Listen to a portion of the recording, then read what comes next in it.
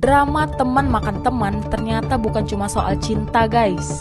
Kejadian penipuan kembali terjadi di Palembang. Mirisnya, penipuan dilakukan oleh teman sendiri.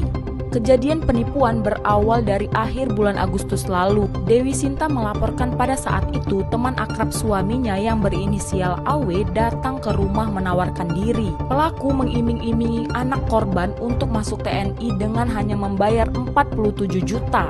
Dengan tanpa berpikir panjang dan percaya, korban langsung mentransfer uang sejumlah 47 juta kepada pelaku. Namun sayangnya, anaknya tidak kunjung berangkat dan dinyatakan tidak lulus. Hingga saat ini, korban masih berusaha mencari pelaku yang berinisial AW dan melaporkan kejadian ini ke Polrestabes Palembang. Tega banget ya guys, gimana nih komentar kalian? Untuk informasi seputar kota Palembang, berita-berita terkini, viral dan terupdate, bisa akses ke link website kami ya di sumex.co.